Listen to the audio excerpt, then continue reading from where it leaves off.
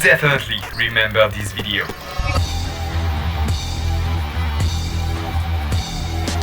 Yeah, I'm willing to bet that your parents, even your grandparents, remember it too. For years it was impossible to start a DVD without getting hit with that message. You wouldn't steal a car, you wouldn't steal a handbag, piracy, it's a crime. But what you probably don't know is that behind this anti-piracy PSA lies a web of mystery. Nobody knows who directed it, we don't know who composed that unforgettable music, and there's zero concrete information about the organization behind it. It's like this anti-piracy campaign just appeared out of nowhere in the early 2000s, and suddenly it was playing on pretty much every DVD on the planet. And when I realized that this massively famous campaign, maybe the most iconic PSA of the 2000s, was surrounded by so many unanswered questions, I knew I had to start digging. What I didn't know was that this investigation would end up taking 2 years of my life, that it would turn into a sprawling, unexpected journey full of twists and turns I never saw coming, and I also found out that some people would have maybe preferred this mystery stayed unsolved. Today I'm going to tell you how I uncovered all the secrets behind the world's most famous anti-piracy PSA.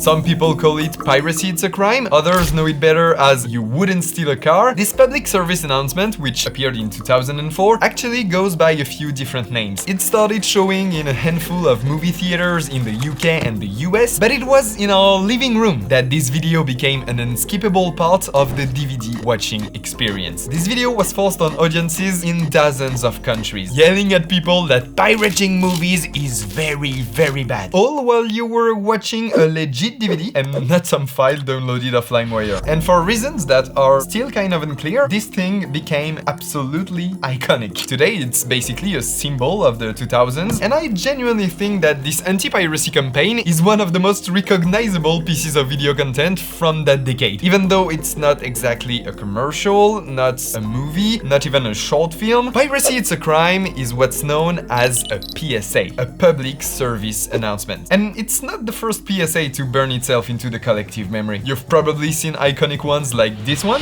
Stop it. Get some help. Or even this one. This is your brain. This is drugs. This is your brain on drugs. And honestly, those 80s and 90s American PSAs, they are pure gold. Between the over-the-top celebrity cameos. See this cute little vial here? It's crack rock cocaine. We want all Americans to keep dreaming about a day when disease is wiped off the face of the map. And the questionable at best slogans. Almost 400 years ago, African Americans were brought to this continent in chains. Don't dishonor them by becoming a slave to heroin, cocaine, and crack. Drug abuse is the new slavery. There are some real forgotten gems in there. I personally still can get over the one where R2-D2 lights up a cigarette. R2, put that down. Cigarettes are dangerous.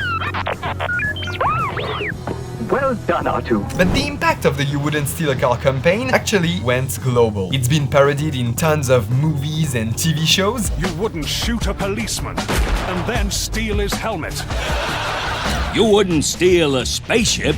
Or would I? It even became a meme. You've probably seen the classic "you wouldn't download a car." What about those ads that say you wouldn't download a car? And I discovered something during my research that really surprised me. I found a lot of people online talking about how scared they were of this PSA as kids. Apparently, it showed up on a bunch of children's DVDs, which yeah, I had no idea. Turns out it low-key traumatized the whole generation. So despite its massive footprint in pop culture, this anti-piracy PSA is still, to this day, a complete mystery. The director, whoever they are, has never come forward. They never got any credit for this video that pretty much everyone knows by now. Same goes for the music, that super intense track you can recognize in like 2 notes. Yeah, we have no idea who composed it. I've got so many questions for the people who made this. I want to talk to them, figure out their creative process. Where did the idea come from? What inspired them? And most of all, I want them to finally get credit for what they've made. But the biggest mystery of all, like I mentioned mentioned at the start of this video is who was actually behind it. To this day, we still don't know who produced that PSA. Why did this thing end up on hundreds of thousands of DVDs all over the world for years? Nobody really knows. Because there's simply never been an official explanation. All those unanswered questions could only mean one thing. I had to start digging.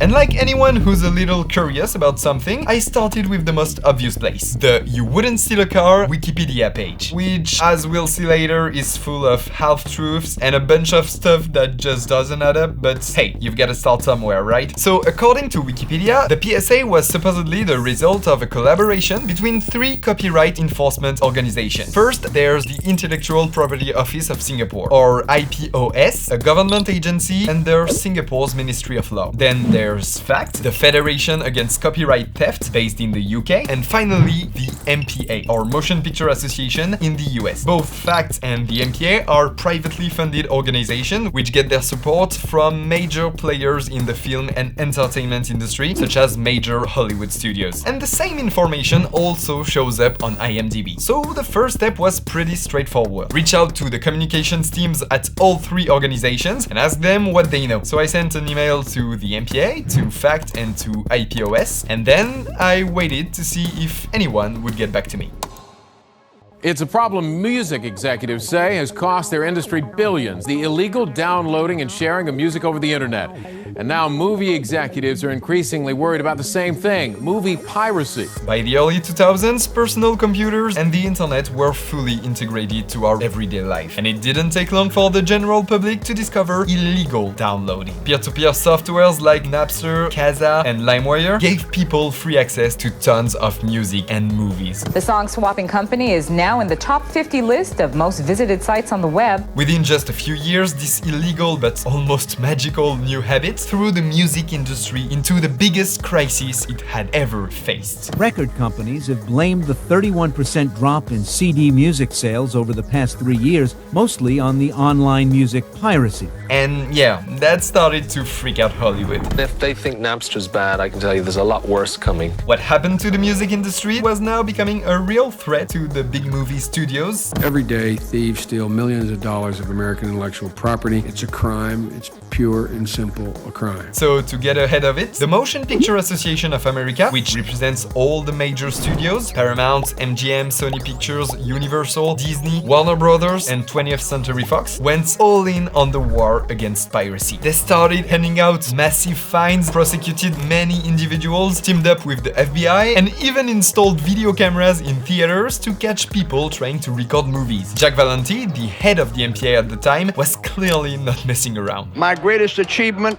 as head of the MPA is I survived. You've probably seen Jack Valenti's face before, even if you don't realize it. And trust me, his life is interesting enough that it's worth taking a minute to talk about. He started out in advertising, working with major oil companies. And during that time, he became close with a rising political figure, Senator Lyndon Johnson. When Johnson ran for president as John F. Kennedy's running mate, Valenti joined the campaign to handle press relations. And as you know, Kennedy and Johnson won the election. 3 years later, when Kennedy was assassinated in Dallas, Valenti was also present. In fact, you can actually spot him in the iconic photo of Lyndon Johnson being sworn in aboard Air Force One. That's him, standing right there in the background. Valenti continued working as President Johnson's press advisor until 1966, when he left the White House to become head of the Motion Picture Association of America. As president of the MPAA, Valenti introduced the famous film rating system, created to warn parents about violent or sexual content that might not be suitable for kids. The rating board members, who are parents, look at a movie and try to put a rating on there that the average parent would believe to be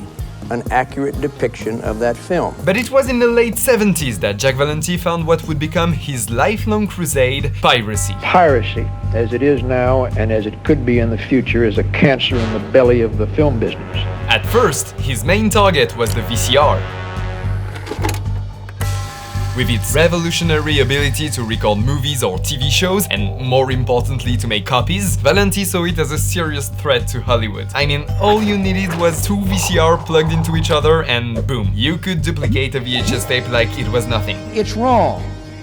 It is wrong to take a full-length work of an author and copy it in its entirety It is wrong. He even went so far as to tell Congress, "I say to you that the VCR is to the American film producer and the American public as the Boston Strangler is to a woman home alone." Yeah, maybe not the most sensitive analogy ever made. What Valenti didn't see coming was that VHS tapes would actually become a massive source of revenue for the film industry throughout the 80s and 90s. All made possible thanks to the very thing he was trying to stop, the VCR. Then, in the late 90s and early 2000s, Valenti shifted his focus to internet piracy and kicked off a full-blown moral panic. He kept linking piracy to organized crime, terrorism, even human trafficking, wild stuff. Now, to be clear, I'm not saying piracy wasn't a real issue for the industry at the time. It probably was. I can't give you an exact number because every study on the subject seems to contradict the next, but we are potentially talking about billions in lost revenue over just a few years. No, the real problem for me was how it was framed. All that dramatic, over-the-top messaging, it just felt a bit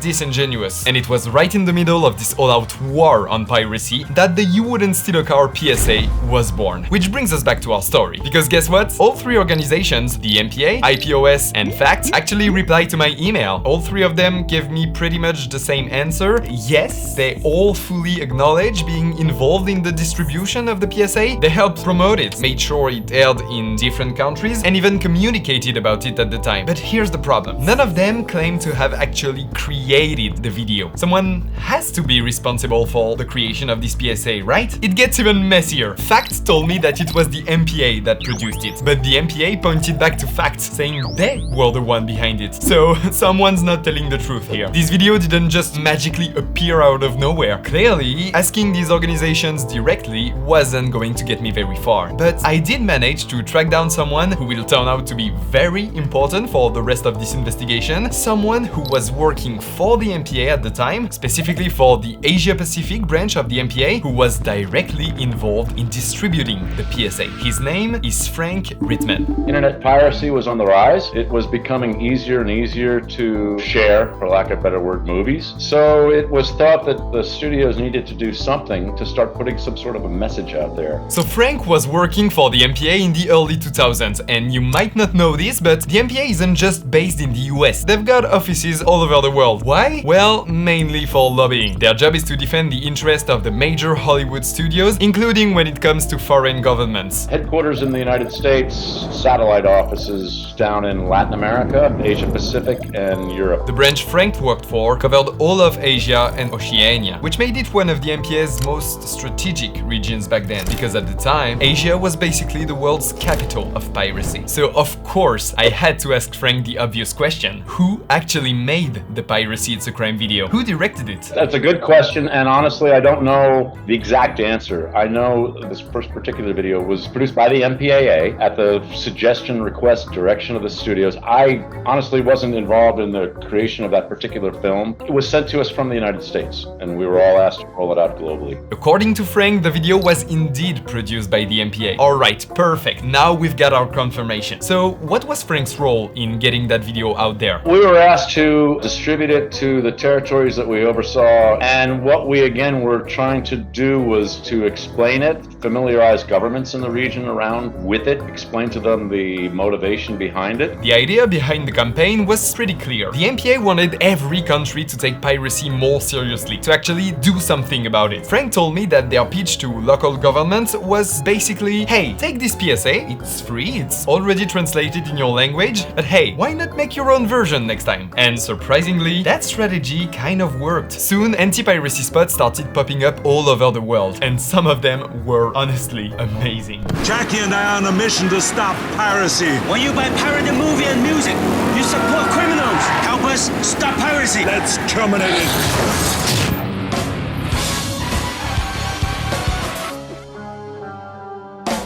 Hey, boss.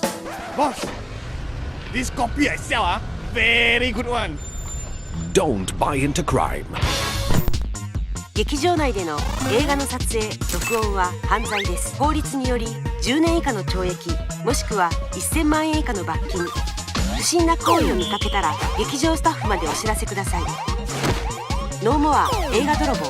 I just wanted to add something very fast. If you know of any unsolved mystery connected to the film industry like this one, the kind of stories I could turn into an investigation just like this, I'd love to hear your ideas. I've set up an email address, mystery.delage@gmail.com. Delage is my last name, where you can send your suggestions. And also, if you're enjoying this investigation, please give it a like. It really helps more people discover the video, so thanks a lot, it means the world to me. But that's not all Frank had to say about it. He also told me more about how the video was received internationally, what other countries thought when they saw it. Depending on the country, in some instances, the general public didn't like it. Oh, here's Hollywood, they take so much of our money, now they're complaining to us. That was one set of reaction. And frankly, the judiciary, the judges around the region also took a pretty strong view. Depending on where it was, we had a couple of judges that took issue with the particular text or the dialogue. Yeah, because the video says piracy, it's a crime. The problem is that in some countries, piracy isn't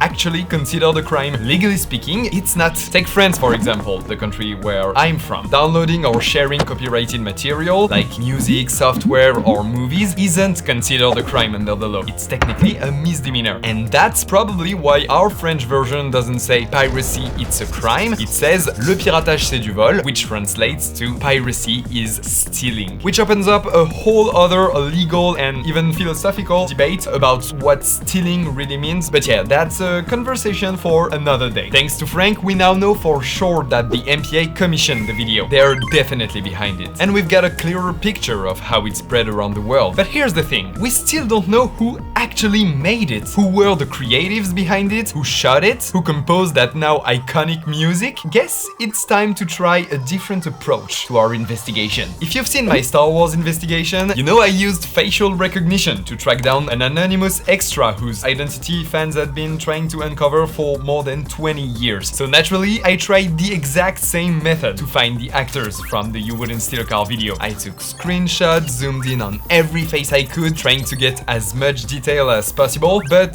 that didn't work because the actors' faces are never clearly visible in the video. They're either blurry or facing away from the camera, so facial recognition was completely useless. But all was not lost. Sure, the screenshots I pulled from the video didn't bring up anything on facial recognition tools, but when I ran a reverse image search on Google, I stumbled upon this. And some of you might already spot what's interesting about this image. A bit of context first. This shot comes from the movie Vanilla Sky, directed by Cameron Crowe. It's a remake of the Spanish film Open Your Eyes by Alejandro Amenábar. The scene itself is a reference to Bob Dylan's album cover, The Freewheelin' Bob Dylan. But really, none of that is important. What does matter is what's hiding in the background. If you look closely at the building in the background, the street right there, you'll see it's the exact same location as the You Wouldn't Steal a Car scene. Check out the patterns on the wall. They're identical. After a few research, I found out that an episode of Charmed was also filmed on that very street. But here's the thing, that street isn't actually real. It's a set. It's actually part of the Paramount backlot in Los Angeles. And the place is insane. We're talking entire city blocks built to look like New York or other American cities. Look, if you go on the Paramount backlot website, you can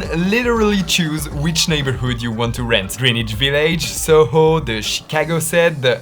Hold on, what's that? The financial district set? Wait a second, I know that building. That one, right there, with the metal lines across the windows. It's exactly the same one we see in the background of the You Wouldn't Steal a Handbag scene. So that's it then, we've got confirmation. The Piracy It's a Crime PSA was shot in Los Angeles, more specifically on the Paramount backlot. Not bad, right? I'd barely started my investigation and I already uncovered a huge, totally exclusive piece of info. The filming location of the PSA.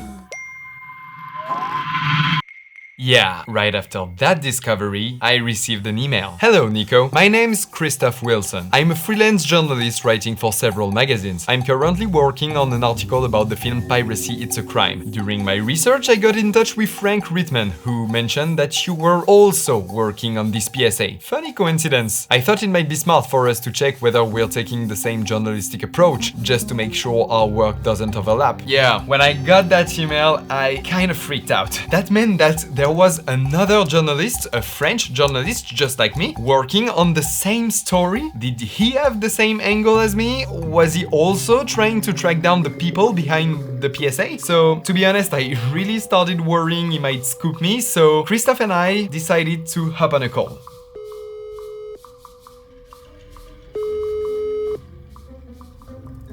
Hello, Christophe? Hi, Nicolas. You were telling me that you were also working on the Piracy It's a Crime video. So, can I ask from what angle are you tackling the subject? Well, I'm trying to identify the director of the spots because they're not credited anywhere, and also the whole creative team behind it. Oh, I think we're working on the exact same story. Whoa, okay, so what do you want to do now? So Christophe and I decided to team up. No point investigating separately. We might as well combine forces and crack the mystery as fast as possible before someone else steals the idea. Still, it's kind of crazy when you think about it. Two French guys, both movie nerds, coming up with the exact same idea at the exact same time. But honestly, that's when it hit me. If two of us had the same idea at the exact same time, maybe it's actually because there's a really good story here. And from that point on, Christophe and I really started to kick things into gear. We started breaking down every single frame of the video to see what we could uncover. The car in this scene, you know which model it is? It's a 1984 Mercedes 280e. We started looking into rental companies around Los Angeles that might have had the exact same model available back in 2004. There's even this website that lists every car that's ever appeared in a movie. We spent a lot of time on there, but nothing. And honestly, the car probably just belonged to Paramount since the ad was shot on their backlot anyway. We also tried identifying every single poster, the ones in the girl's bedroom in the opening scene, and the ones you see in the video store later on. But again, no luck. And for anyone wondering, that DVD you see right here, it's a movie that doesn't even exist. The cover was made specifically for the ad. As for the font used in the title card, if you're curious, it's called FF Confidential. It was created in 1992 by Jess von Rossum, who, fun fact, is the brother of the guy who invented the Python programming language, so do with that what you will. We also noticed that the ad looks weirdly similar to the opening credits of La Femme Nikita, that 90s TV show, and it even shares a few stylistic similarities with the horror movie Saw, which came out in 2004, the exact same year as Piracy It's a Crime. So that got us wondering, could the people behind La Femme Nikita and Saw could have been involved even indirectly in the making of this anti-piracy PSA?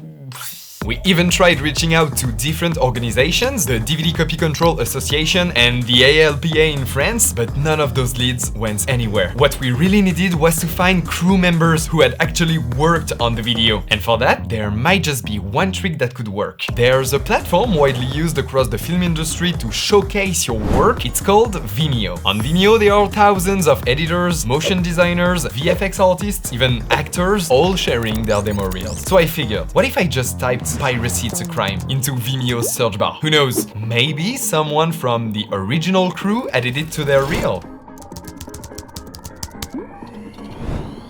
Bingo! Someone had uploaded the video 8 years ago. A guy named Rafał Kaniewski. I checked out Rafał's website and there it was. A short note about the anti-piracy spots, just one single line, my first ever compositing job. For those who don't know, compositing is basically the art of blending multiple visual elements into one single coherent image. In other words, it's a VFX job. And with that discovery, ladies and gentlemen, we had officially found the first person directly involved in the making of this PSA. I reached out to Rafał right away and he replied pretty quickly, confirming that yes, he really did work on this video. He explained that he'd worked on the project as part of his very first job for a British company called Capital FX. Capital FX was a UK-based studio that back in the 2000s specialized in title animations. Yeah, that's an actual niche. Their most famous gig, the title sequences for the Harry Potter films. I think they worked on episode 2, 3, 4 and 5, if I'm remembering right. According to Rafał, Capital FX's role in Piracy It's a Crime was to create all the translated title cards for all the different language versions of the ad. And at the time I thought, that's insane! What a major breakthrough for the investigation. Yeah, turns out not so much, because Christophe and I ended up reaching out to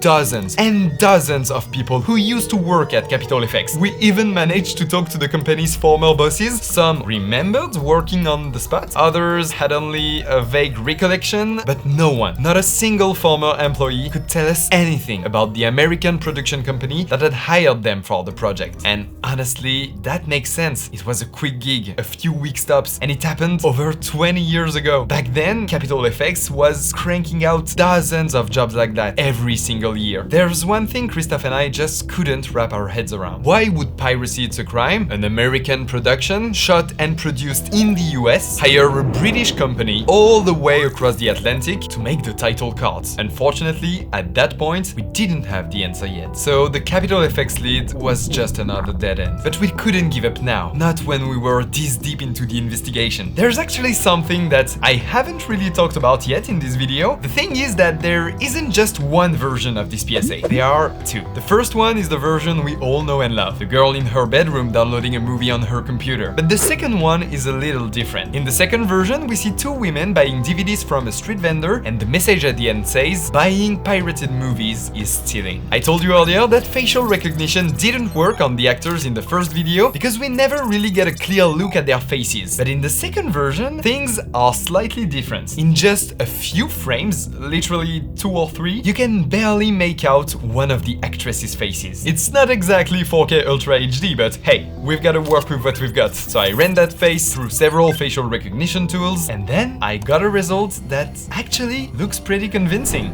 Yeah, I really think we found her. Let's call her Veronica C. She has an IMDb page with a few small credits in films and TV shows from the early 2000s. She fits the profile perfectly. An actress trying to break into the industry back in the 2000s, taking small gigs and commercials to make ends meet. So of course we tried reaching out to her, hoping she could tell us more about the production that hired her in 2004 to shoot the PSA. But even after several follow-ups, she never got back to us. Maybe she just doesn't want to talk about that part of her career. So yeah, that lead turned out to be a dead end too. Christophe and I didn't want to give up, so we decided to start digging through LinkedIn. We knew this PSA was one way or another connected to the MPA. They might deny being behind it, but we know it came from them. Frank Rittman confirmed it himself. So we reached out to dozens and dozens of LinkedIn profiles claiming to have worked for the MPA in the 2000s. A few former employees got back to us, but none of them had any information about the "You Wouldn't Steal a Car" video. Most of them never replied at all, and overall, we didn't really learn anything new. I mean, seriously, this is the first time in all of my investigations and all of my YouTube videos that I've struggled this much to find answers. What is the MPA hiding? A state secret or something? The amount of time we got completely ignored is just insane. Nobody seemed to want to talk to us, so we decided to reach out again to one of the only people who actually had, Frank Rittman.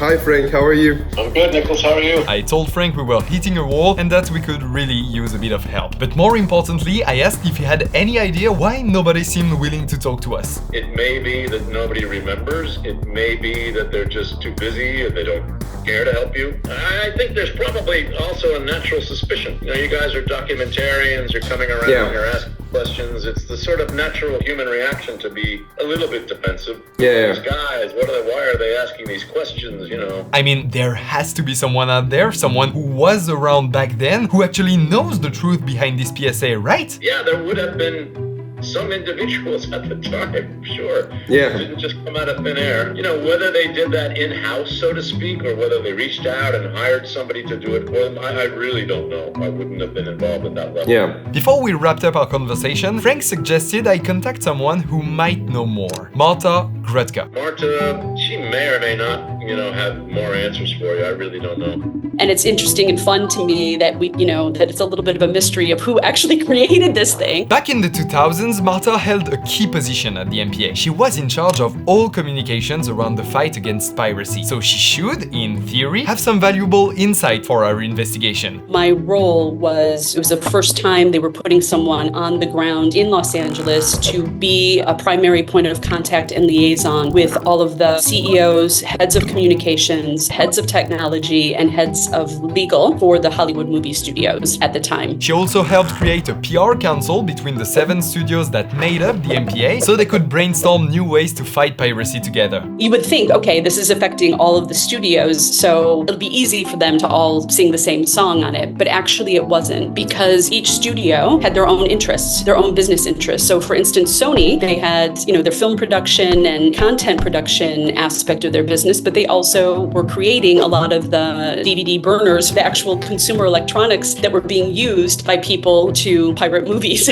So the value value of the PR Council was multifaceted. Number one, we could all help educate all of the studios, executives, top to bottom, about new ways that we were going to be talking about piracy, get them all on board. And then we also could pool our resources so that we could have in-kind contributions. These are some of the biggest media companies in the world. So we could do things like build new websites, create little videos and trailers, etc., etc. So it must have been during one of those meetings where all the studio reps were present that the famous Piracy It's a Crime campaign was born, right? These meetings would go on for hours, because you're going through not only very heavy technological innovations, but you're also then going through law, legal, as well as then we were doing focus groups. So sometimes you'd be at the studios and we'd bring in real people and kind of get their points of view. At the MPA, a lot of my time was spent in those conference rooms. But there's a catch. Marta actually left the MPA right before the ad was released in 2004. Still, she was able to tell me more about the context in which it was created. It would have been, one of the studios would have initiated it. It would have been in those committee meetings that we would have come up with it. Wait, since we know the ad was shot at the Paramount backlot, could that mean Paramount was the one in charge of producing it? Marta put me in touch with several former studio representatives. I reached out to a bunch of them until finally one of them agreed to talk.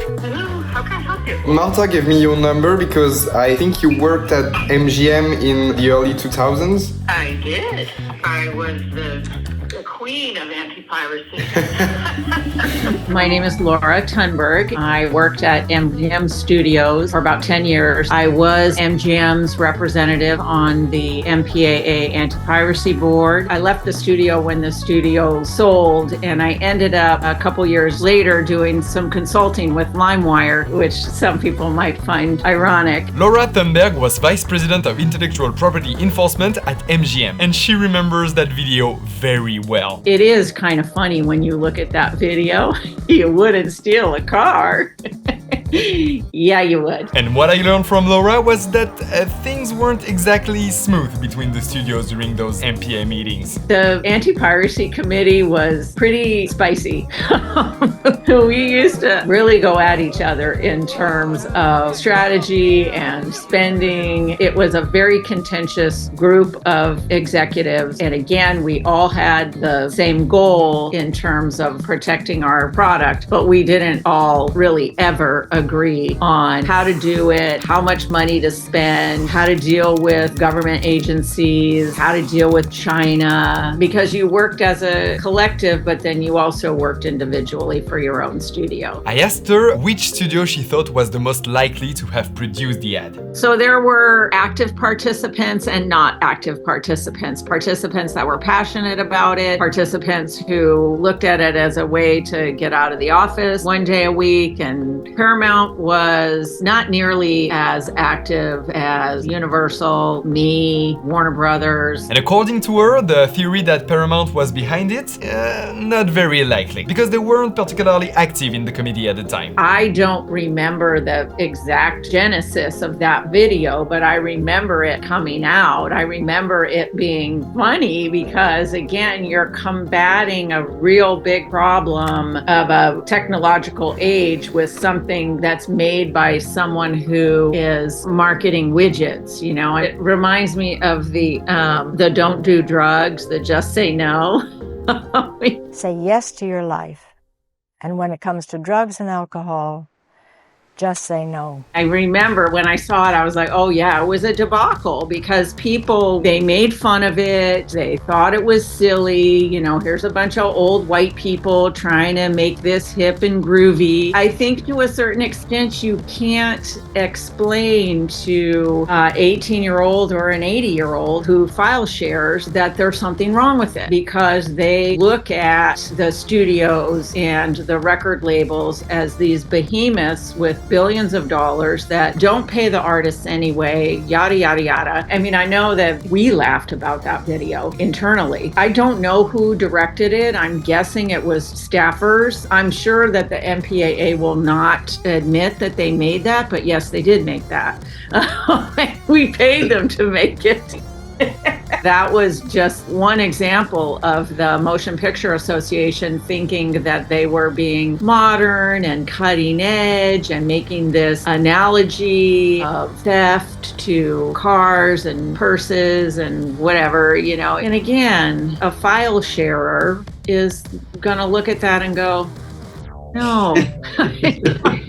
Despite some really insightful conversations with Marta and Laura, which helped us understand the context in which this video was created, none of those leads gave us any new clue to solve the mystery. And honestly, at that point, we were stuck. Completely stuck. For months now, the investigation had been dead in the water. So, I've been on this investigation since July 2023 and now it's March 2024. So yeah, it's been a few months. We've found interesting stuff that nobody's ever found before. I think I found the actress, but she doesn't answer my emails. We've also found the location where they filmed the PSA, so that's something. It's a really complicated investigation. For those who don't know, I have a French YouTube channel. The video you're watching is the translation of the French YouTube video. But I'm at a point in the life of my YouTube channel, my French YouTube channel, where financially for my production company, it's really hard right now. I think I'm at the lowest point of the life of my production company. You could say that it's all uphill from here. I think that's what they say. But it's been a couple of months, maybe more, since it's been downhill, and I can't see anything getting better at the moment. I don't know, it's kind of a turning point. I'm not saying I will stop making videos if everything doesn't work out, but I know that the investigation for the Piracy It's a Crime mystery, it's kind of a make or break situation, and I hope that Christophe and I will succeed solving this mystery. But there's still one small positive thing, maybe. Last night I was doing, as usual, lots of research on the subject, finding new ways to investigate and find infos, and I stumbled upon a guy that could potentially solve a big part of the mystery. Yeah, around that time I came across a LinkedIn profile that really caught my attention. A guy named Thomas Molter. On his profile, it says that he worked for the MPA in the early 2000s, but more importantly, he wrote this on his resume. I helped create, produce and distribute a consumer-facing anti-piracy trailer adopted by cinema owners in over 50 countries. I really think that this man, Thomas Molter, can provide new information for our investigation. He has to know something about the anti-piracy campaign. So I'm gonna contact him. I really hope he answers me because there's been so much people that we've contacted over the last few months that haven't responded to our messages. So I really hope Thomas Molter will respond. If he does, it could really be a massive breakthrough in the investigation. So fingers crossed. I tried reaching out to Thomas several times, but never got a reply. This investigation is cursed. At that point, I really didn't know what to do anymore. If no one wants to talk to us, we're never gonna solve that. Wait, hold on. I just received a message from Christophe. Hey Nico, I was up all night digging around the internet and I found this super interesting document that we totally missed. It's a full list of all the collaborators of the MPA. It has been published by some government agency, I think. Could you take a look at it and tell me what you think? Well, looks like the investigation's back on. The list had around 30 names, all former MPA executives. Some had passed away, some were still working for the MPA, others we simply couldn't track down. A few clearly chose to ignore our many emails. And one of them even works now for the Heritage Foundation, the far-right American think tank that drafted a strongly conservative policy plan for Donald Trump's next term. And about 10 of the people on that list actually replied, confirming to us that yes, the MPA was behind the production of the PSA, but none of them knew anything about how it was made or who directed it. And then, right at the top of that list, there was one very high-ranking MPA executive, Bill Murray. No, not that Bill Murray. This Bill Murray. And guess what? Bill Murray agreed to talk to us. I worked at the Motion Picture Association for just over 20 years, and during the work on anti-piracy, my job was to provide strategic direction and program oversight as we got operations organizations in dozens of countries to work to combat piracy. Okay, here's a crazy fact about Bill's career, and I swear that every word that's gonna come out of my mouth is true. He came up with the idea of using sniffer dogs to detect pirated DVDs. They were my idea, yes. Okay, can you tell me about that? I would be happy to. The MPA had an investigative operation which I was supervising, and we were tracing the bootleg DVDs, and we found that many of them were coming through the United Kingdom, through London in particular. The MPA then sent agents to London to assess the situation on the ground and figure out how many pirated DVDs were moving through London's airport. They came back to a meeting, and what they said was that the number of DVDs was much more than they'd ever seen, and that we would need to hire many people and a lot of money to stop these shipments. And I was thinking, Nicolas, dogs can sniff for cheese, meat, explosives, they can sniff drugs. Why can't they sniff for DVDs? So I suggested this at a meeting. People laughed at me. They thought it was funny. I said, no, I'm very serious.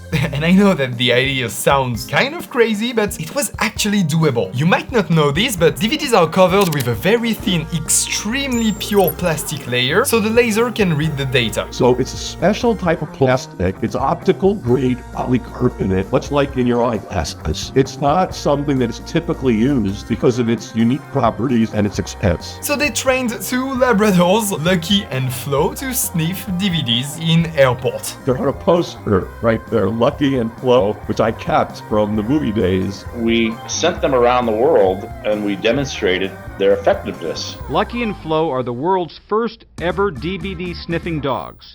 We took them and we deployed them on raids that we did in Malaysia and in the Philippines. Very successful, scared the shit out of people. It was a 100% success rate. Every target that they pointed to came out to be positive.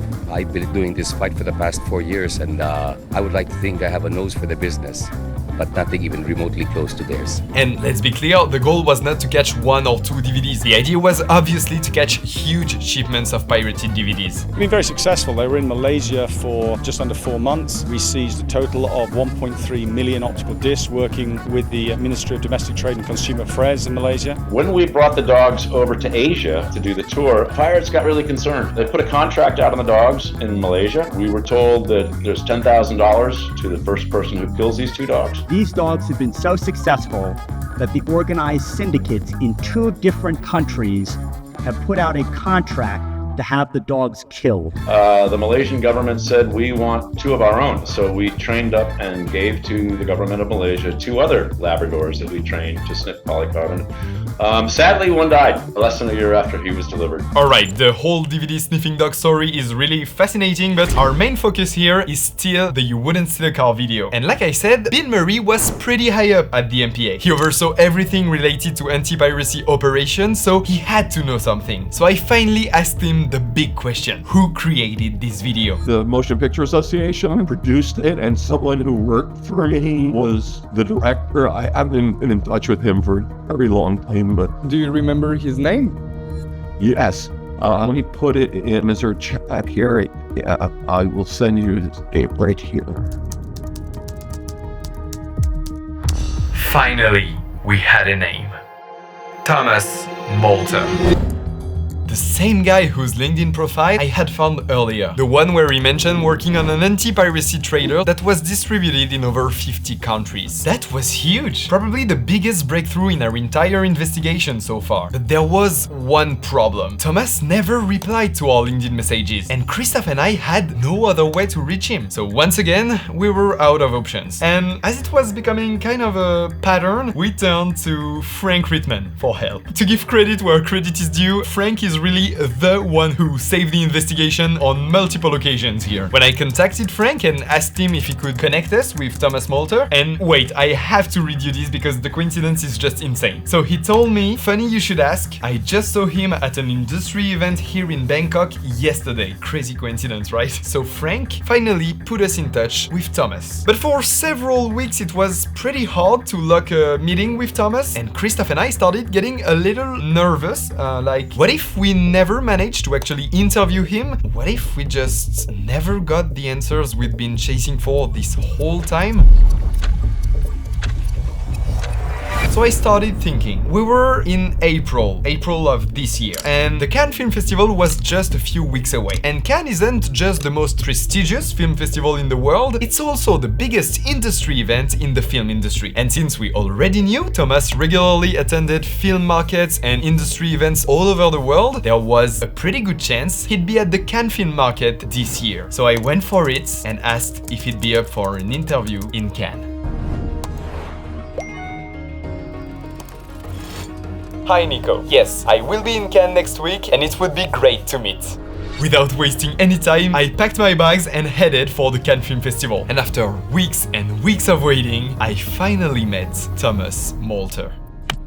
So, my first question is, are you the creator of the Piracy It's a Crime video? I wouldn't say I was the creator, because it was a community effort, a joint effort between the 7 major studios at the time, the exhibition community, and the MPAA. It was a very global event, but it was definitely a coordinated effort. For the MPA, I was the grand coordinator, put it that way, with the studios. So yeah, unfortunately, Thomas Molter isn't the creator or director of the video, which means the investigation isn't over yet. But even from that very first answer, we learned some really interesting stuff. Thomas explained that the PSA was a collaboration between the MPA, the 7 major Hollywood studios it represents, and another organization we hadn't heard of before, the National Association of Theatre Owners, which has since been renamed Cinema United, an association representing tens of thousands of movie theater owners around the world. And just with that, we could already throw away everything we had found on the You Wouldn't Steal a Car Wikipedia page. Fact and IPOS had absolutely nothing to do with the creation of the PSA. These 3 organizations, the MPA, the studios, and the National Association of Theatre Owners, were the real ones behind it. So yeah, we've just solved one of the biggest mysteries surrounding this video, but we still don't know anything about how it was actually made.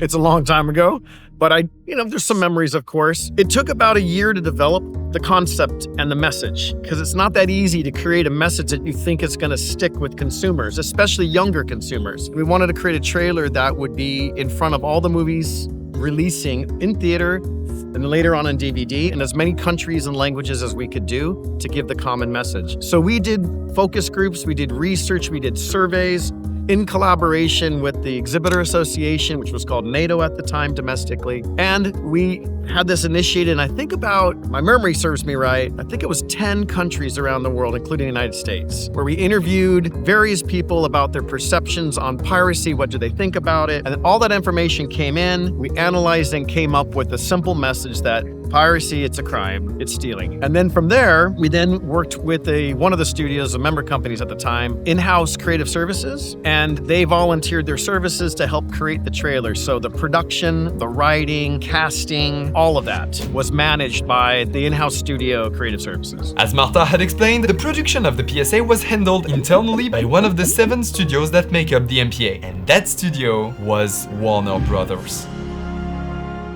Yeah, it was creative services through Warner Brothers, that's right. And it actually makes perfect sense that Warner Brothers were the ones behind the video. Capitol Effects, the company that created all the translated title cards, had already worked on films like Charlie and the Chocolate Factory, the Harry Potter movies, Batman Begins. All of them were Warner Brothers productions. So Warner already had a working relationship with Capitol Effects for title design and localization. And they simply called on the same company again for the You Wouldn't Steal a Car PSA. Since I already had some answers, I took the opportunity to talk with Thomas about the creative direction of the PSA. We wanted to know a bit about the influences behind the video. We noticed that it looked a bit like the horror movie Saw from 2004. Oh, I see what you're saying, yeah. You mean the thematic and the setting and the style? Yes, that's a good question. All I can say is that there are probably about 25 different versions of that same trailer with the same message. And having the studio groups agree on the creative look and feel of the trailer is not an easy thing to get consensus. Every step of the way was very difficult. And so I'm very proud that we actually made the trailer. We saw many different versions and they settled and agreed on this one, which was something fast-paced, something kind of cool, looking gritty. We wanted hard music. We wanted it to be simple Nothing is perfect. We knew that there was going to be conversation. We knew there was going to be criticism. But as long as that message came in, that was a good thing. That's all we cared about, making sure that message and the most eyeballs saw the message. What do you think of the cultural impact of the PSA? For instance, you know that there are a lot of people who are getting tattoos of the "You Wouldn't Steal a Car" logo? Seriously? Okay, can you share that with me? Here, let me show you. That to me is entered the cultural zeitgeist. That's great. That is hysterical. And you just Googled that. Yeah. I am going to look that up. That is very, very funny. I knew it was going to be in theaters. I knew it was going to be on DVDs. I haven't thought about it too much after because I was busy working with other stuff until you approached me. And then I thought, okay, I haven't thought about this trailer in a long time. And then to hear that it impacted, I don't know how old you are, but you're a lot younger than I am. I mean, we're here in France and you're French and you remembered this video or this trailer. And to hear that it had that impact, I'm incredibly proud of it because that means it worked. That means the message was out and people are talking. People are getting tattoos. Okay. A little odd, but I think that it worked. That means that message hit. I just cannot believe that it's still being talked about 20 years later. But Thomas left his job at the MPA to join a movie studio in 2004, just 2 months before the trailer was released. I left at May 2004. That's right. That's right. And then it was launched that summer. But here's the thing. I still worked on it because I wanted to see it and wanted to see it on screens everywhere. So even though I had changed jobs, I was still part of making sure it was launched the right way. That was one thing I wanted to make sure was done. And as for the rest of our time at the Cannes Film Festival, I've gotta admit, it wasn't too bad.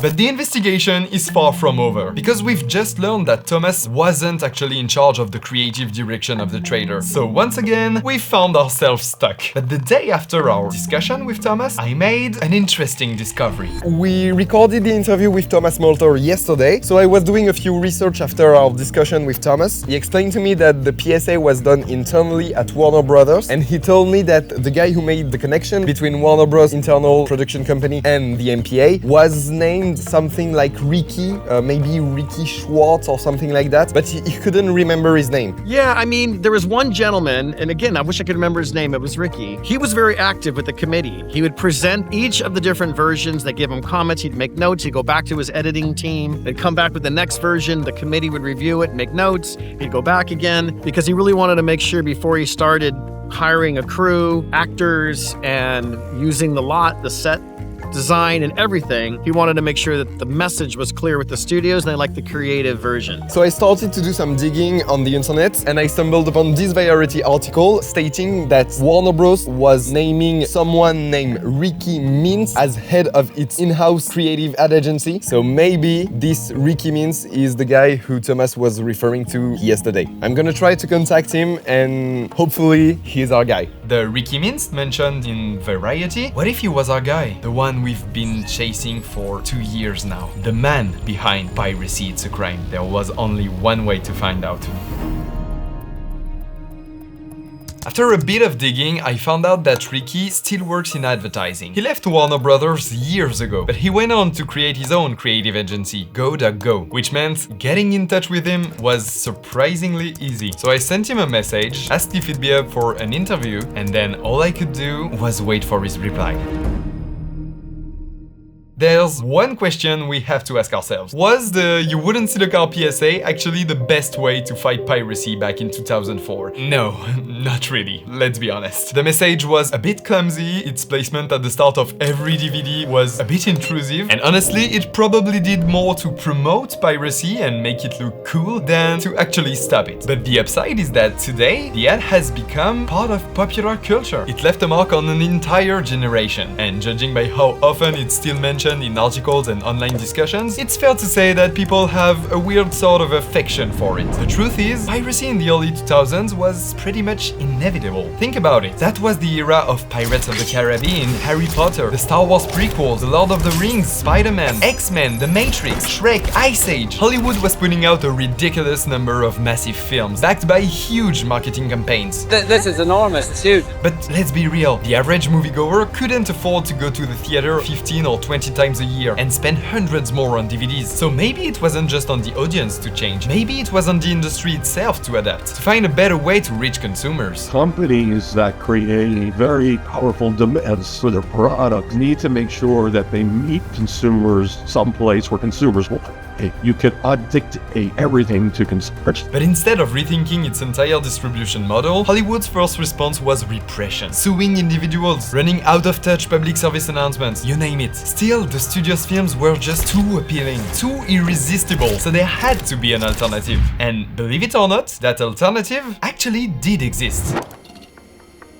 This is the webpage you would have landed on back in 2002 if you tried to log in to Movielink. Movielink was one of the very first platforms that let you buy or rent movies on demand. Just to give you some perspective, Netflix didn't even start offering video on demand until 2007, 5 years later. The company was launched by 5 major Hollywood studios: Paramount, Universal, MGM, Sony, and Warner Brothers, each owning 20% of the company. So what happened? Why did it disappear? Because yeah, Movielink doesn't exist anymore. Did it flop, or was it just ahead of its time? This was the early 2000s. Broadband had just come into homes. You could connect your computer to the internet, but you certainly could not get to a television. Wi-Fi was not sufficient to deliver a movie from your computer to your television. Keep in mind, this was before HDMI cables were even a thing, so there was basically no way you could watch movies on your TV. So this service was pretty much relegated to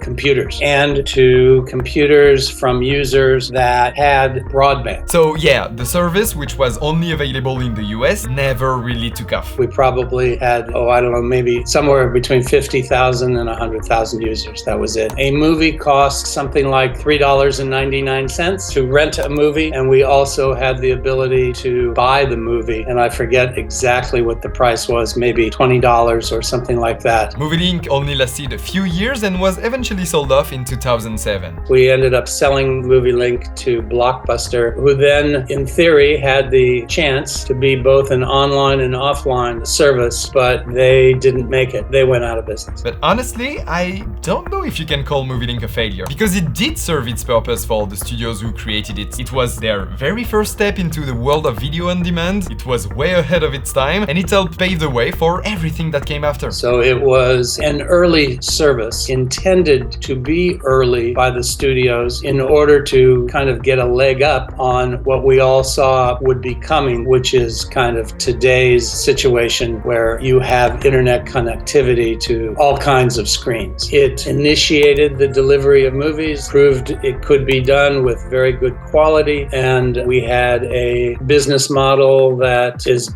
being used today. All right, back to our investigation. Guys, I'm thrilled to tell you that Ricky Mintz did reply, and he agreed to do an interview. Now, when we did this, I want you to know, I thought maybe this would go in theaters for a week. In a million years, I had no idea it would be on nearly every DVD in the 2000s. Until my kids told me, I had no idea. Yeah, I think we just found our guy. But how did he end up working on this PSA in the first place? I came from the record business, and I worked at Capitol Records for 10 years, running their creative and merchandising and marketing. It got to a point where it was time to leave. I met a friend who said, hey, there's a job opening at Warner Brothers. I know they were trying the Idea Place. I know they were trying to hire a bunch of people. I went through an extensive interview process, and they hired me. And when I realized that the job they were offering me was kind of like my own business, because they said, here's a group of people, you're going to manage them, you're going to save money for the company by doing a bunch of creative in-house. It felt like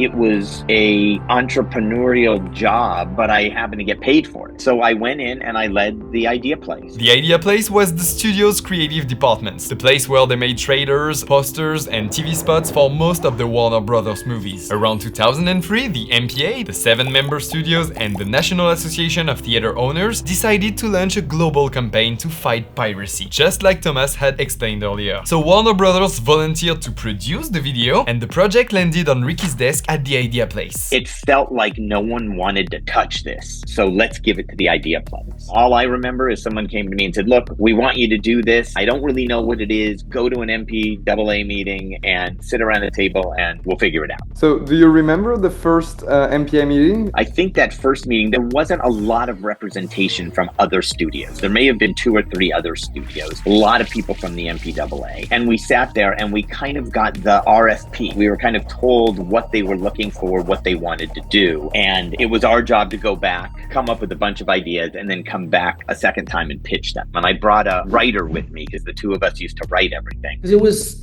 7 studios in the MPA and they all had to weigh in on it, which is the best way to do creative work. There's no better way than having 50 people weigh in and vote on things. So we really had to think about the fact that, one, how do you convince people that they shouldn't download free movies? That in itself was crazy. But we had to really think about who we were talking to and the time. Did it need to be cool and edgy, or did it need to be, taskmaster or older adult telling you don't do that or I'm going to slap your hand? We had to really think about ideas. And what was funny about it was this idea, piracy is a crime and you shouldn't, kind of mirroring stealing big things with stealing a movie, was our first idea. We're going to pitch this idea. This is the idea to pitch. And I remember as we pitched, there were several more studios represented around the table. And we pitched 2 or 3 ideas, this being one of them, this being the one we want. And everyone said, okay, you're on the right track, but let's go back and think of other ideas. And as crazy as this sounds, I think it was a year of going back and forth with different ideas. This was kind of a fun project because I knew it would never happen. There were way too many cooks in the kitchen for an idea to ever come out. And the funny thing is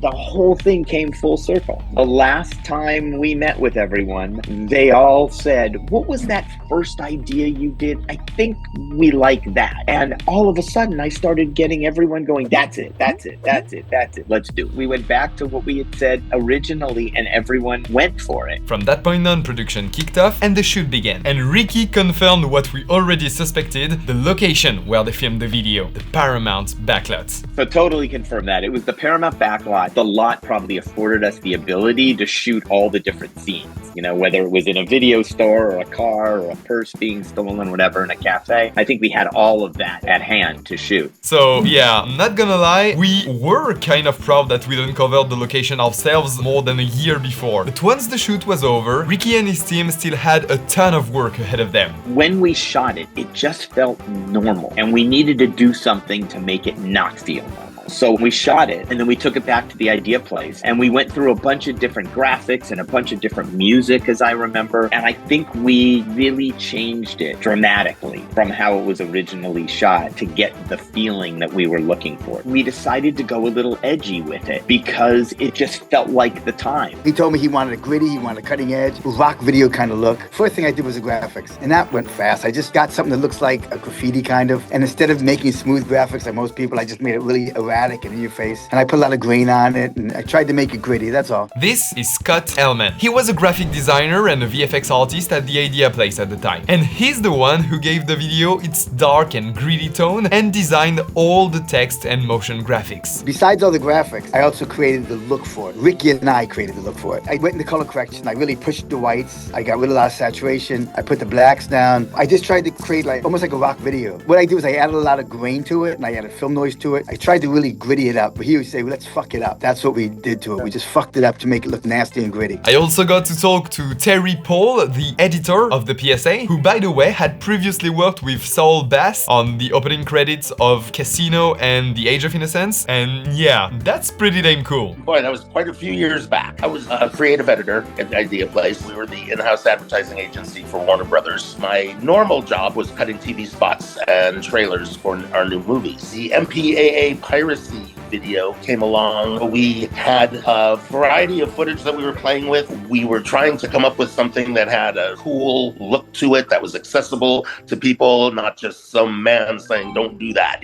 So we tried to do something with some spirit and some attitude. And since we're talking about the look of the video, we have to address something. A few months ago, you might have seen this headline making the rounds, picked up by hundreds of media outlets around the world, claiming that the font that they used in the PSA had itself been pirated. pirated. The story came from a Blue Sky user who analyzed an old PDF from the piracyisacrime.com website. And in the metadata of that document, he found that the font used was X-Ben Rough, a clone of FF Confidential, the original typeface created by Just von Rossum in 1992. And right after that discovery, the story blew up, with tons of media outlets jumping to the conclusion that the anti-piracy spot had used a font without licensing it. So Christophe and I decided that we needed to get to the bottom of this, because right after our interview, Scott sent me this email. Hey Nico, I googled the video and stumbled on the article saying we used a pirated font. The fonts I had on my Flame Inferno software were supposedly vetted and approved by Warner Brothers. We were always so careful not to use unapproved elements. We would have never used another artist's work without their permission and creative approval. That simply goes against every principle we hold dear to us. If indeed we used an unapproved font, which I guess is possible, but in my mind highly unlikely, I can only ask for forgiveness, and please know that it was absolutely unintentional. After reading that, we decided to dig a little deeper. We even reached out to the former bosses of Font, the company that originally sold the license for FF Confidential, who by the way were super nice to us, but unfortunately we couldn't confirm for sure that the font was used legally. But given the approval process at studios like Warner Brothers, it seems highly unlikely that they would have used the typeface without a proper license. But most importantly, and I think this is the key thing that completely debunks the whole story, that website, piracyisacrime.com, where the PDF with the stolen font was supposedly found, it has nothing to do with the Piracy It's a Crime ad. The website was created by a copyright enforcement agency based in the UK. It's a British website. The MPA, the Idea Place, or any of the organization behind the PSA had zero connection to it. And yeah, sure, they used a similar logo, but even the name isn't the same. I'm sorry, but Piracy Is a Crime isn't the same as Piracy It's a Crime. The news story that went viral a few months ago was based entirely on that one PDF file, which had absolutely no link to the actual production of the PSA. So that's for the story with the stolen font. And as we've seen, it's really unlikely that they ever used the pirated font in the first place. But Scott also sent me something else by email. Photos showing the awards they received for creating the spots.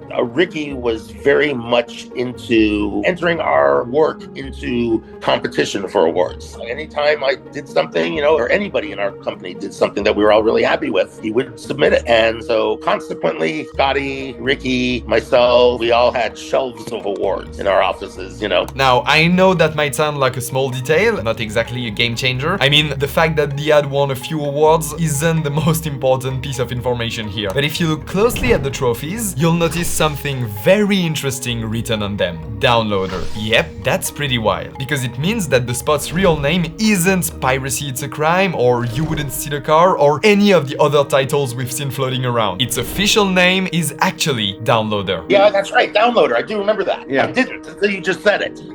And Ricky also confirmed the title. Yeah, we go through so many projects in a year. It's like, okay, that's done, moving on. Let's go make the trailer for Joanna Man or whatever it was. Honestly, dude, it was a Thursday or Friday. It was just another day to us. We did so much of this kind of stuff. Yeah. I'm just completely surprised anybody gives a shit about it.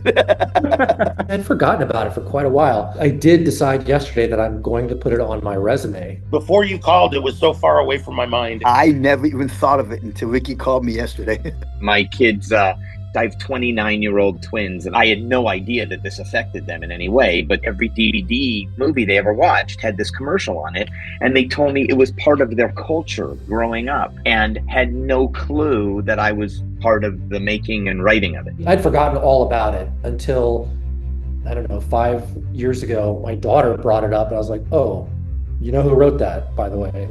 And she was kind of amazed. It's nice being a hero for a second with your kids, so that in itself made my day. I have been a stand-up comic. I've sold TV shows. I've sold movies. This is easily the piece of material that has been seen the most by everybody. Of all the things I've created, it's this PSA. It's so ridiculous. But what Joe just said there, I don't agree with that. I don't think it's ridiculous at all. Honestly, I think it's kind of amazing to have created something that stuck with so many people for so long. This video became part of our collective memory as moviegoers. At least for me, it's definitely part of how I grew up loving movies. And the reason why it stuck with so many people isn't just because it played on hundreds of thousands of DVDs. It stuck with us because of its message, its look, its music. Everything about it just worked. That video is synonymous with an era, with what watching movies felt like at the time. In just 48 seconds, it tells the story of Hollywood's entire fight against piracy. Look, we've just spent more than an hour retracing that story. That video, that short film, Downloader, is part of movie history now. More than any other commercial, PSA, or even a lot of movies from that time. Millions, maybe even billions of people have seen it. And even if they don't realize it, I truly believe that with Downloader, the people I've talked to over the past few months, Joe, Ricky, Thomas, Seri, Scott, and even Frank, all played a part in creating one of the most recognizable films in the history of cinema. We never knew if anybody paid attention or liked it, so it's nice to know that, it's still being talked about. Honestly, man, it's an honor to be able to work on a piece like that that's going to get such broad, not just recognition, but just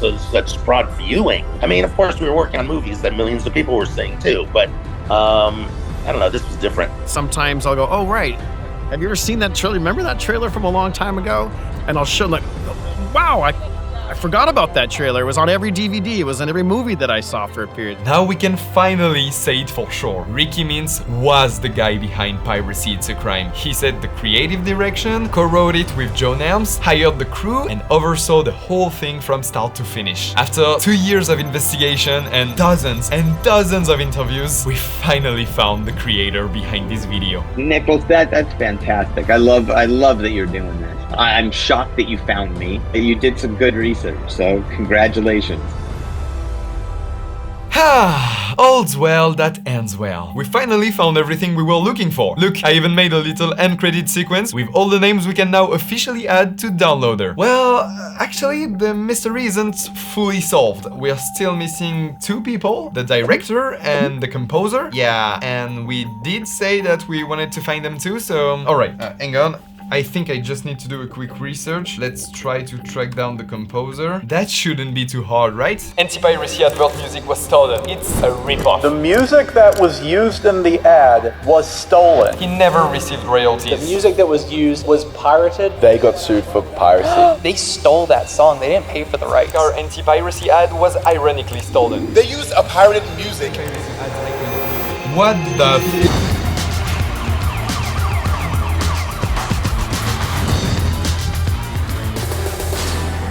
Yep, this investigation's gonna be a 2-parter. I really hope you enjoyed the first episode, and if you did, I think you're gonna definitely love part 2. Make sure to subscribe so you don't miss it when it drops. If you like this video, you can also support the channel on Patreon, because this thing took over 2 years to make, so the link is in the description. If you like this investigation, check out this video here, where I track down the most wanted background actor in the Star Wars saga. It's a similar kind of mystery that I tried to solve, so I hope you like it, and I'll see you in the next one. Bye.